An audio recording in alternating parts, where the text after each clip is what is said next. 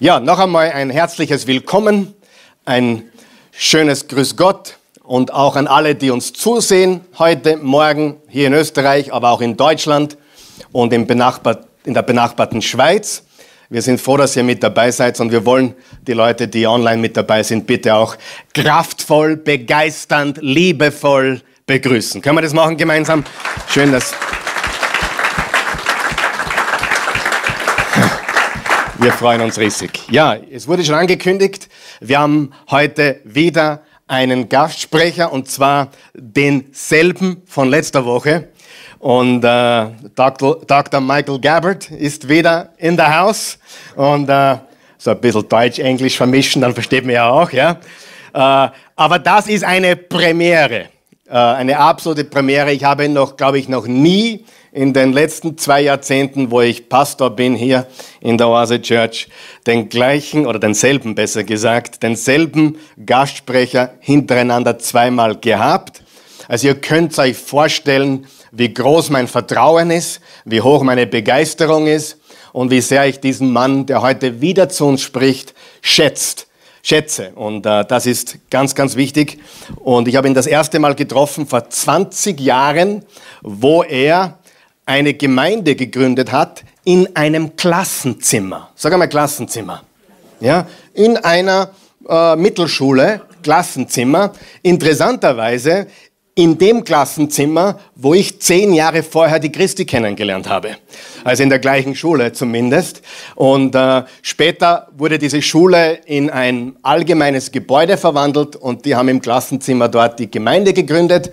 Heute, 20 Jahre später, haben sie jeden Sonntag zwischen über 1000 Menschen, die kommen. Also das kann man ohne Übertreibung sagen. Sie haben mehrere Gottesdienste am Sonntag, die hintereinander passieren, weil die Räume zu klein sind.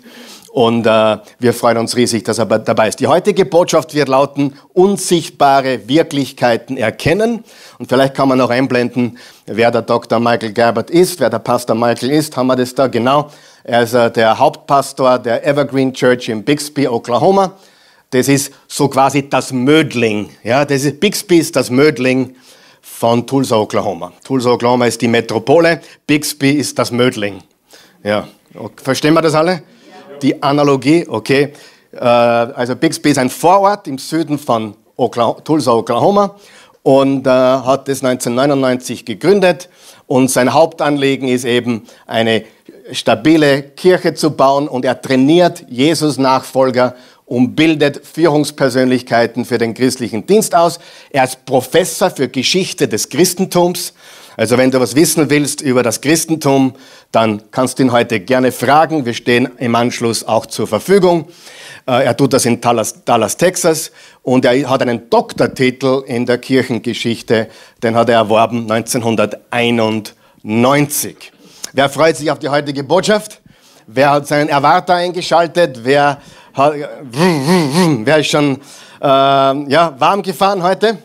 Ja? Okay. Dann lass uns mit einem kraftvollen Applaus den Dr. Michael bitten, auf die Bühne zu kommen heute Morgen. Glad you're back. Glad you're back.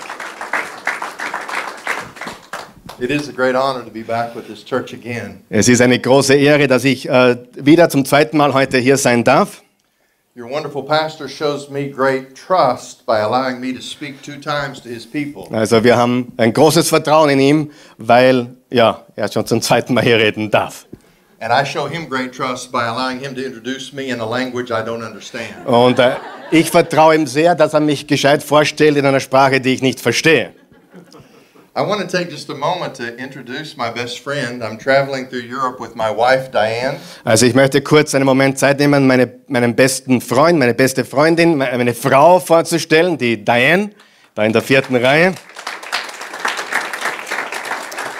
And we're traveling with friends Rosie and Siggy Sumaruk as well. Ja, und auch meine guten Freunde Rosie und Siggy Sumaruk aus Oklahoma sind mit mir unterwegs auf dieser Reise.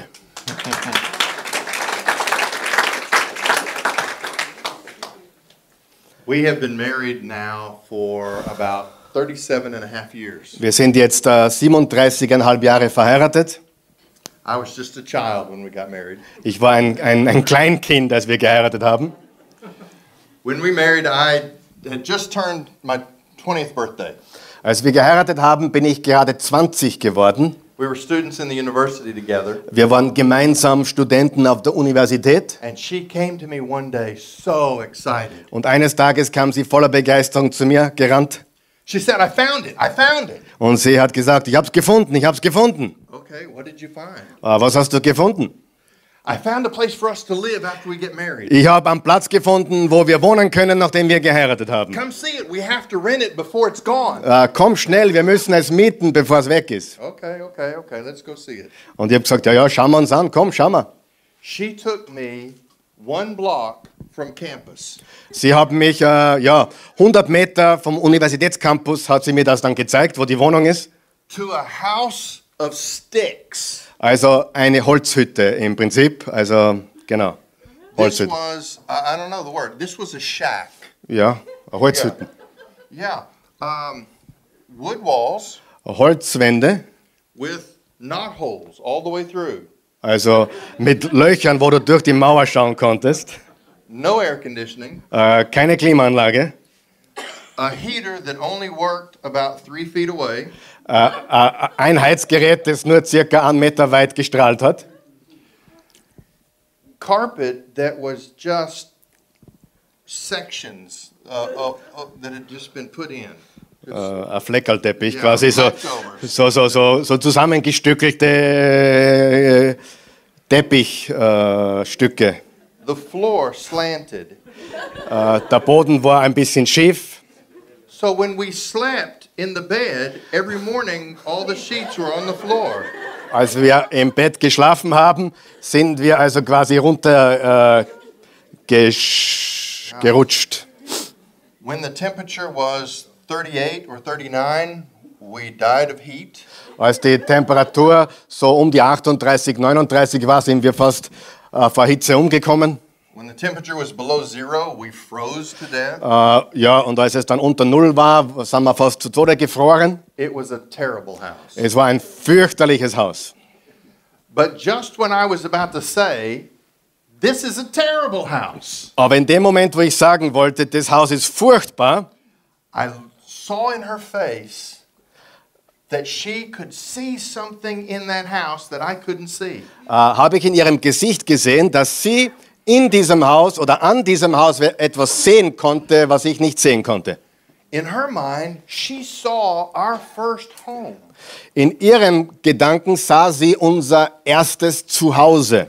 She saw a place where we could start our lives together. Sie hat einen Platz gesehen, wo wir unser Leben gemeinsam beginnen konnten. I had to trust that she could see something in that house that I couldn't see. Ich musste vertrauen, dass sie in dem Haus oder an dem Haus was sehen konnte, was ich nicht sehen konnte. I saw a shack that needed to be torn down. Ich sah eine Hütte, eine Holzhütte, die zum Abreißen war. She saw a home where we could have a honeymoon. Und sie sah ein Zuhause, wo wir uns lieben konnten. I was only 19 years old when I saw that house the first Also, time. als ich das erste Mal das Haus gesehen hatte, war ich erst 19. But God taught me a lesson that day. Aber Gott hat mir an dem Tag eine Lektion gelehrt. It was a lesson about seeing invisible realities. Es war eine Lektion, wo es darum geht, dass man unsichtbare Wirklichkeiten erkennen kann. The temptation for human beings is to go through life only seeing what we can hold in our hands. Die große Versuchung der Menschheit ist, dass wir durchs Leben gehen und nur betrachten, was wir in Händen haben können. But when you come to know God through Jesus Christ, He gives us new eyes. Aber wenn wir zu Gott kommen durch Jesus Christus, schenkt er uns neue Augen. We call them the eyes of faith. Wir nennen sie die Augen des Glaubens. They're eyes that are able to see invisible things that the rest of the world cannot see. Es sind Dinge, die wir sehen können, die der Rest der Welt nicht sehen kann. I'm privileged to preach in this church, and this church feels very much like Evergreen, my church. Also ich fühle mich sehr privilegiert, heute hier zu euch zu sprechen. Und ganz ehrlich, es hat das Gefühl wie meine Kirche zu Hause. But what we have to learn to do when we come to church is to see things with the eyes of faith. Aber was wir lernen müssen, ist, wenn wir zum Gottesdienst kommen, dass wir beginnen, Dinge zu sehen mit den Augen des Glaubens. The world tells us that history is changed in the halls of power. Die Geschichte sagt uns, dass die Menschheitsgeschichte sagt uns, dass die Welt immer verändert wurde durch Macht. It is true that prime ministers and presidents may change history. Es stimmt, dass Minister und Präsidenten Geschichte verändern können. But it's in places like this and Evergreen, where I pastor, that's where eternity is changed. Aber es sind Orte wie dieser und meine Kirche, Evergreen Baptist Church, wo Menschenleben für immer verändert werden. But we're tempted sometimes to think that what we do doesn't matter because we only see with our physical eyes. Aber unsere Versuchung ist groß, dass wir glauben, dass das, was wir tun, nicht wirklich so zählt, weil wir nur mit beschränkten unseren Augen sehen können. So this morning I want us to look quickly at several places in the New Testament where we're taught how to see with eyes of faith. Und ich möchte heute ein paar Stellen im Neuen Testament uns gemeinsam anschauen, wo uns gelehrt wird, mit den Glaubensaugen zu sehen. The first part is the person of Christ, and we see that in John 16:33. Im ersten Punkt geht es um die Person Christi, also die Person des Christus. Und wir finden da einen Vers im Johannes 16, Vers 33, und ich lese ihn gleich auf Deutsch, um die Zeit ein bisschen zu sparen. Ich habe euch das alles gesagt, damit ihr in mir Frieden habt. In der Welt werdet ihr hart bedrängt, doch ihr braucht euch nicht zu fürchten. Ich habe die Welt besiegt. In the world you will have trouble. In der Welt wirst du Schwierigkeiten haben. But take heart, I have overcome the world. Aber seid mutig, seid nicht entmutigt. Ich habe die Welt überwunden, sagt Jesus. Use your imagination to picture that scene. Stell dir bildlich mit deiner Vorstellungskraft diese Szene vor, wo Jesus mit den Jüngern spricht. This was the last night before Jesus was arrested and crucified. Das hat Jesus gesagt am letzten Abend, bevor er festgenommen wurde und gekreuzigt wurde. Just within hours of this moment, there would be crowds screaming to crucify him. Innerhalb von Stunden später haben ganze Menschenmassen gerufen, ans Kreuz mit ihm. Jesus is saying, take courage because I have overcome the world. Aber Jesus sagt, seid mutig, lasst euch nicht entmutigen, ich habe die Welt besiegt. But those disciples must have wondered at that statement because there was no evidence that he had overcome the world. Aber den Jüngern muss das Spanisch vorgekommen sein, denn da gab es keine Anzeichen, dass er irgendwas überwindet. It looked like his enemies were about to win. Es hat eigentlich nach Niederlage ausgeschaut und dass seine Feinde jetzt ihn besiegen. They were going to arrest him. Sie haben ihn dann gefangen genommen, Take him to trial, haben ihn vor das Gericht gestellt, whip him and beat him, haben ihn ausgepeitscht bis zur Unkenntlichkeit nail him to a cross. und ihn festgenagelt an ein Kreuz. They mocked at him and laughed at him. Sie haben ihn verspottet und ausgelacht Then they took him down and buried him. und dann haben sie ihn runtergenommen und ihn begraben. He must have been a delusional man to say, I have overcome the world. Der muss desillusioniert gewesen sein, wenn er sagt, ich habe die Welt überwunden. He was delusional unless he could see something invisible. Ja, es stimmt, er war vielleicht wirklich nicht ganz dicht, außer er konnte Dinge sehen, die Normalmenschen nicht sehen konnten. He could see what no one else could see. Jesus konnte sehen, was keiner sonst gesehen hat.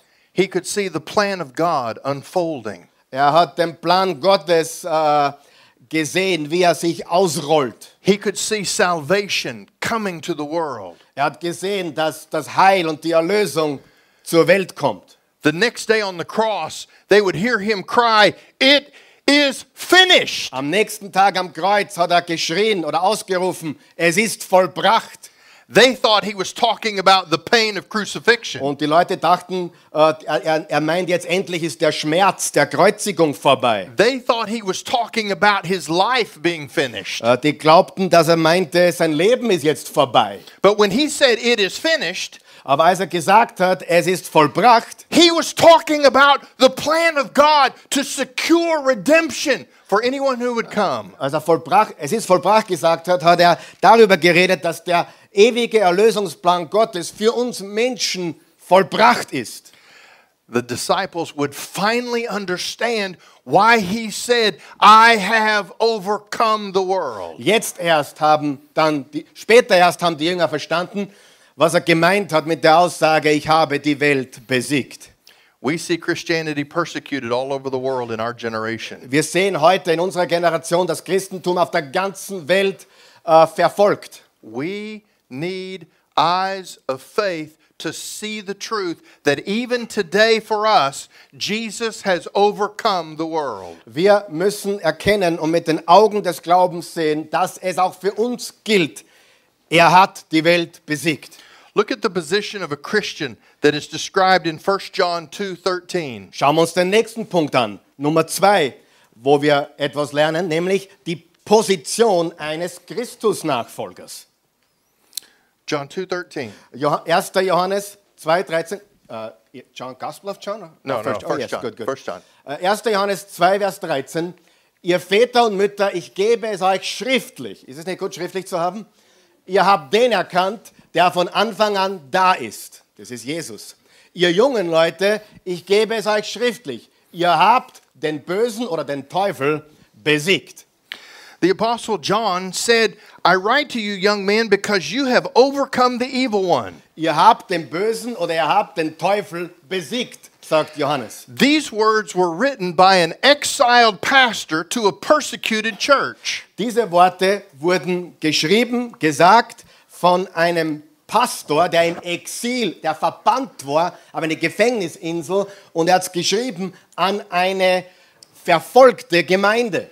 You have overcome the world. It's an accomplished fact, a statement of fact. Ihr habt die Welt besiegt, ihr habt den Bösen besiegt. Das ist eine fertige Wirklichkeit. How could he say this? There was no visible evidence to prove this statement. Wie konnte er das sagen? Es gab keinerlei sichtbaren Beweis, um diese Aussage zu untermauern.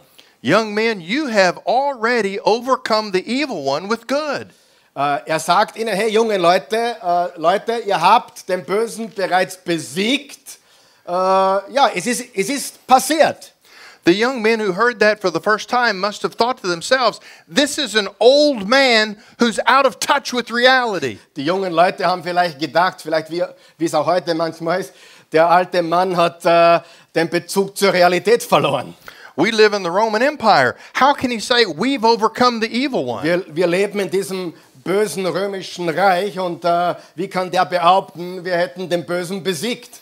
These words make no sense at all unless he can see something invisible. Diese Worte haben keinen Sinn ergeben, überhaupt keinen Sinn ergeben, außer der Johannes hat was gesehen oder sieht etwas, was man mit den normalen Augen nicht sehen kann.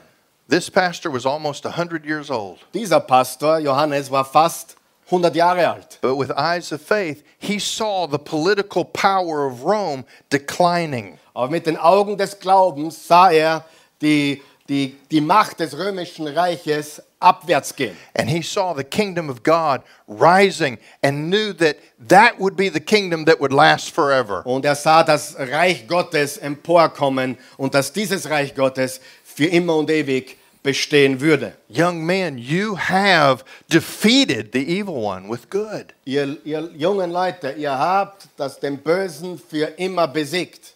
It requires eyes of faith. Aber das bedarf Augen des Glaubens. Think about the power of Christianity. Schauen wir uns den dritten Punkt an, nämlich die Power des Christentums. See what Paul wrote in Romans 12:21. Schauen wir uns an, was Paulus gesagt hat im Römer 12, Vers 21. Lass dich nicht vom Bösen besiegen. Sagen wir das gemeinsam bitte, out loud. Lass dich nicht vom Bösen besiegen, sondern besiege Böses mit Gutem. Do not be overcome by evil, but overcome evil with good. Noch einmal. Lass dich nicht vom Bösen besiegen, sondern besiege Böses mit Gutem. This was an often imprisoned itinerant church planter. Der Paulus war ein Stammgast im Gefängnis, der durch die Städte und Länder zog und der sagt so etwas. He was writing to a small, uninfluential congregation in the seat of worldly power. Er hat an eine kleine, unbedeutende Gemeinde angeschrieben, die inmitten der Hauptstadt eines Weltreichs war. There was no evidence that you could overcome evil with good. Da gab es keinen Beweis dafür, dass du Böses mit Gutem überwinden kannst. Nero was executing Christians every week. Der Nero, der Kaiser, hat jede Woche Christen exekutieren lassen. How does good, the practice of good, overcome such evil? Wie kann Gutes oder Gutes tun so etwas Böses überwinden? There was no physical evidence that this strategy would work. Es gab keinen physischen Beweis dafür, dass das funktionieren würde. This must have been a confused dreamer who didn't understand the real world. War Paulus vielleicht ein verwirrter Träumer, der die echte Welt nicht verstand? Unless Außer he could see something invisible. er konnte etwas nicht Sichtbares sehen.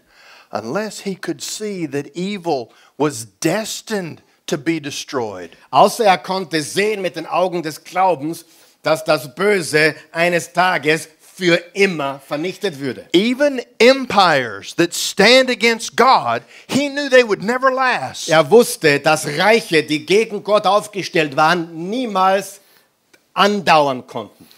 We don't fight evil with evil. Wir bekämpfen niemals Böses mit Bösem. Eyes of faith teach us that evil is defeated by good. Die Augen des Glaubens zeigen uns, dass das Böses besiegt wird oder überwunden wird mit Gutem. That is the power of Christianity. We fight differently. Das ist die Macht des Christentums. Wir kämpfen auf andere Art und Weise. What made the early church so unusual is that they were persecuted, but they would bless those who persecuted them. Was die erste Gemeinde, die Urkirche, so außergewöhnlich machte, ist, sie waren aufs Härteste verfolgt, aber haben ständig Menschen gesegnet. Jesus told us to love our enemies. Jesus hat uns gelehrt, liebt eure Feinde. No other religion gives that instruction. Keine andere Religion sagt uns das. Only Christianity says, love those who hate you. Nur das Christentum lehrt, liebe die dich hassen. That doesn't make sense in the real world. In der echten Welt ergibt das keinerlei Sinn. Unless we have eyes of faith to recognize that God is in power through the good that we do. Außer wir erkennen mit den Augen des Glaubens, dass Gott durch uns wirkt, durch das Gute, was wir tun. God is defeating evil through the good of our lives. Gott besiegt das Böse durch unser Leben, durch das Gute in unserem Leben. Because we have the Spirit of Christ in us. Aber nicht unser Gutes, sondern der Geist Jesu Christi, der in uns lebt. Look at the promise that the Creator made us.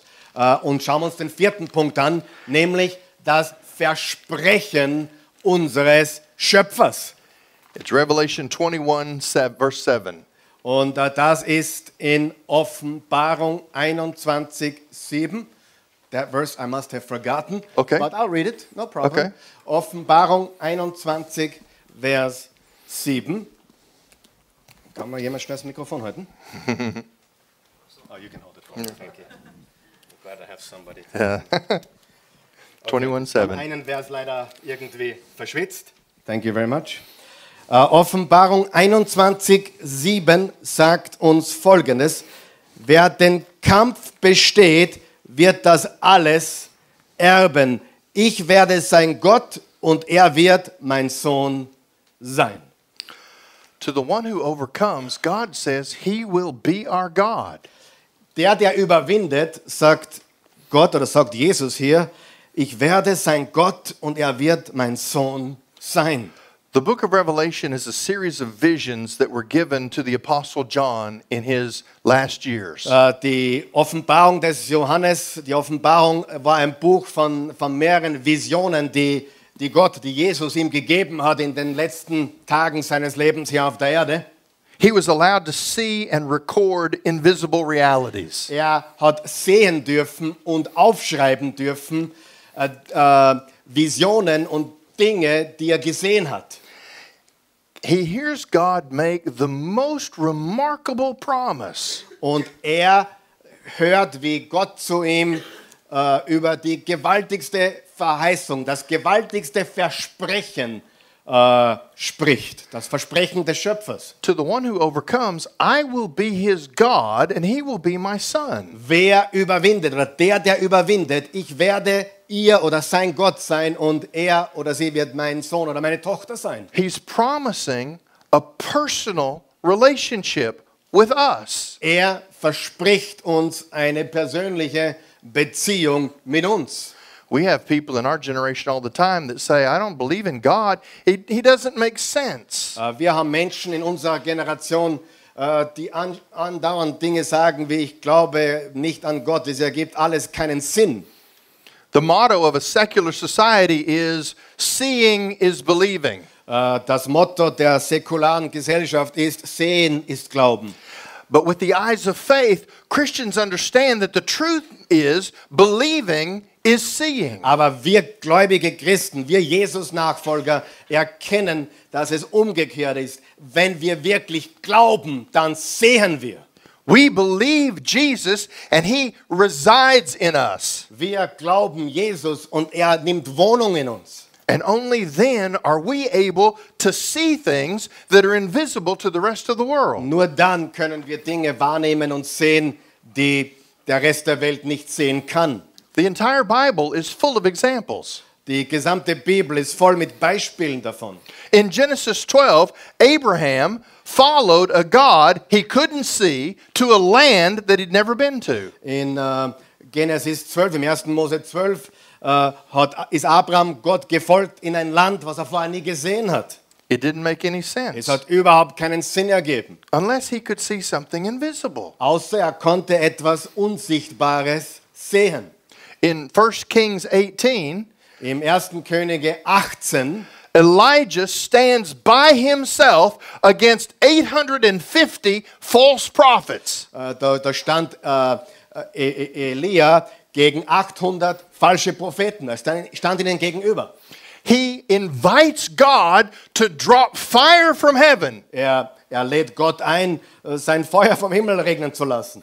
Anybody watching that day would have said, this man is crazy. Jeder, der zugeschaut hat an diesem Tag, hat gesagt, der Typ ist verrückt. They thought he was crazy until fire came from heaven. Sie glaubten, er war verrückt, bis das Feuer kam vom Himmel. In 2 Kings chapter 6, Elisha was facing an army that had surrounded his city. Im 2. Könige 6 hat Elisa eine Armee ist er gegenübergestanden, die seine Stadt umzingelt hat. His servant came to the prophet and he said, what are we going to do? Und sein Diener hat zum Elisa gesagt, was machen wir jetzt? Wir sind am Ende. And Elisha just prayed to the Lord. Und Elisa hat zum Herrn gebetet, zu Gott gebetet. Lord, let my servant see your armies. Und er hat gebetet, Herr, lass meinem Diener, lass meinem Knecht deine Armee sehen. And his eyes were opened to see the hills filled with angels in chariots surrounding the enemy army. Und plötzlich sind seine Augen aufgegangen und er hat ganze Engelherrscharen um sich herum gesehen. Elisha didn't need to see the angels Elisa musste das nicht sehen, because he had eyes that already could see invisible weil realities. er bereits Augen hatte, die unsichtbare Wirklichkeiten erkannten. He saw the chariots and the horses, Er sah die Wagen und die Pferde, but he knew God was in control of the situation. aber er wusste, Gott hatte seine Hand im Spiel. Daniel walked into a lion's den. Daniel ging in eine Löwengrube. His friends walked into a fiery furnace. Seine Freunde spazierten in einen Feuerofen. We can go on and on and on. Wir könnten ein Beispiel nach dem anderen bringen. The great heroes of the faith have always lived by the truth of things that they couldn't see. die großen Glaubenshelden der Geschichte haben immer gelebt im Glauben an Dinge, die man nicht sehen konnte. That's the point of the entire 11th chapter of Hebrews. Das ist, worum es im ganzen 11. Kapitel des Hebräerbriefs eigentlich geht. We call that chapter the Hall of Faith. Wir nennen dieses Kapitel die Glaubenshelden, das Kapitel der Glaubenshelden. These were men and women who lived by something that no one else could see. Das sind alles Menschen, die gelebt haben und Dinge gesehen haben, die man nicht sehen konnte. God tells us what he thinks about such people in chapter 11, verse 16. Und Gott sagt uns, was er über solche Menschen denkt, die so glauben oder so leben. Im Kapitel 11, Hebräer, Vers 16, aber sie suchten nach etwas Besserem, einer Heimat im Himmel. Deshalb schämt Gott sich nicht, ihr Gott genannt zu werden, denn er hat ihnen, eine Stadt im Himmel gebaut. Think about this for a moment. Denke mal darüber nach einen Moment. God looks at us Gott schaut zu uns. when we live by a truth that no one else can see. Wenn wir nach einer Wahrheit leben, die sonst niemand sehen kann. When faith shapes our actions and our decisions. Wenn Glaube unsere Handlungen und unsere Entscheidungen bestimmt. When we trust God despite what the world tells us. Wenn wir Gott vertrauen, egal was die Welt uns zeigt oder sagt. It says God looks at people like us. Die Bibel sagt, dass Gott Menschen sucht oder auf Menschen schaut wie wir. And he says, I am not ashamed to be called their God. Und er sagt, ich schäme mich nicht, mich als ihr Gott zu bezeichnen. What an amazing statement. Was für eine gewaltige Aussage. God is proud to be your God Gott ist stolz darauf, dein Gott zu sein. because he sees you living by the truth that is invisible to the rest of the world. Weil er sieht, dass du nach einer Wahrheit lebst, die anderen nicht sehen können. You might say, I don't feel like a very successful Christian. Du sagst vielleicht, aber ich fühle mich nicht wirklich als ein erfolgreicher Jesus-Nachfolger. But that's why Hebrews chapter 11 continues on. Und deswegen geht es weiter im Hebräer Kapitel 11. The last part of the chapter begins to describe heroes from the Old Testament who seem to have failed.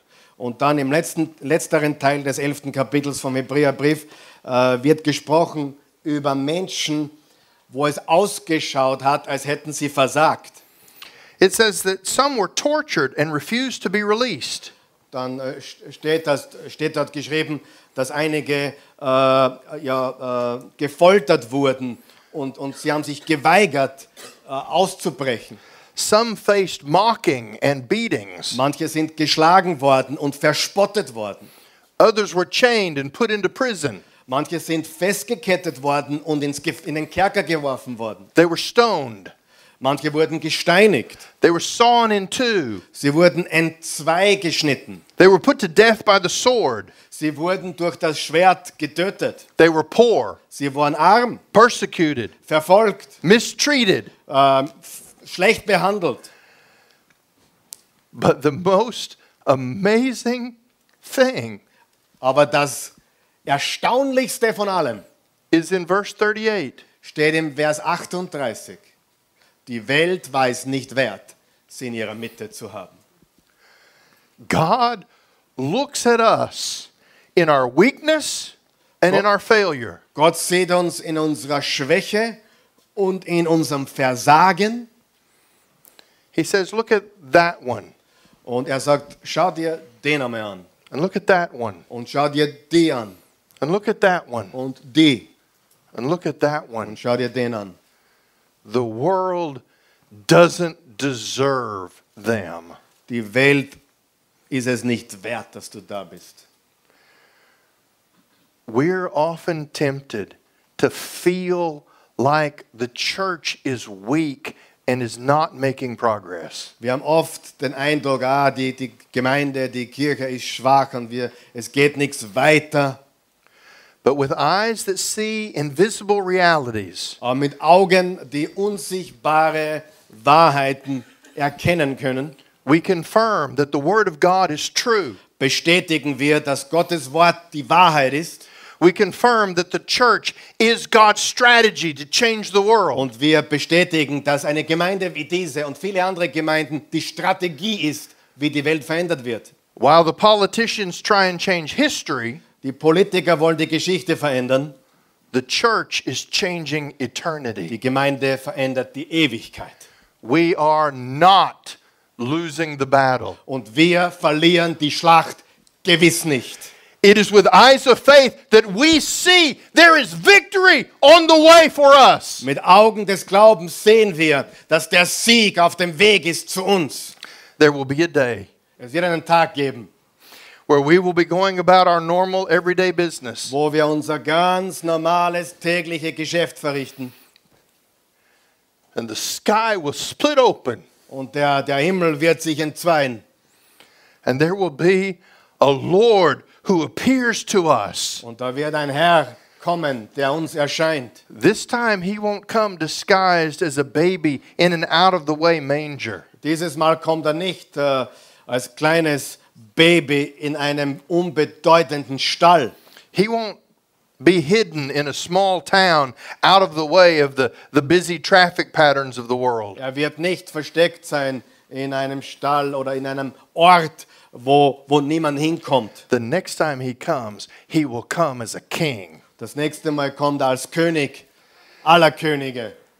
And it tells us that every knee will bow and every tongue will confess that Jesus Christ is Lord. Und es steht geschrieben, dass jedes Knie sich beugen wird und jede Zunge bekennen wird, dass Jesus der Herr ist, der Name über allen Namen.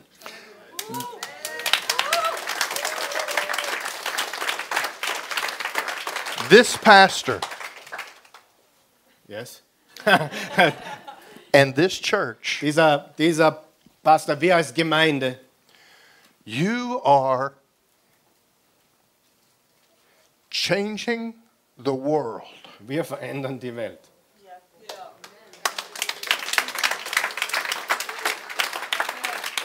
Don't be discouraged by the numbers of people. Lasst euch nicht entmutigt, ob weniger oder mehr da sind. Don't be discouraged by the size of the budget.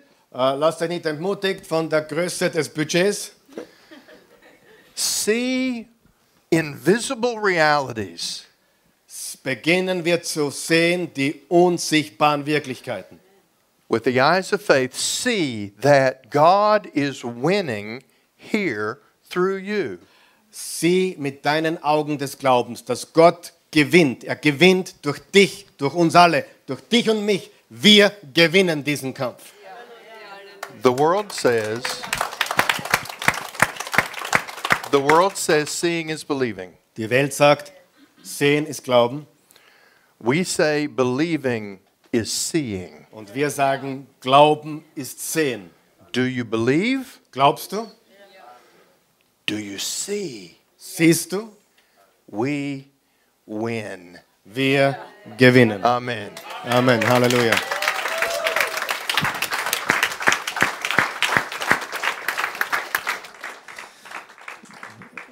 Thank you so much for that powerful message, Pastor Michael. That was really, really good. Stehen wir auf. Oh man. Lass uns beten. Guter Gott, wir danken dir so sehr für alles, was du hier schon getan hast. Alles, was du jetzt tust und alles, was du noch tun wirst. Du siehst unsere Herzen, du siehst unser Verlangen, du siehst unsere Ernsthaftigkeit. Du weißt, wo wir uns befinden. Du weißt, wir befinden uns in wahrscheinlich einem der hartnäckigsten Pflaster dieser Welt, wenn es darum geht, über Jesus zu sprechen, die Wahrheit der Bibel zu deklarieren. Wir haben einen Kampf, aber wir nehmen diesen Kampf an. Wir wissen, dass wir Sieger sind in dir und durch dich.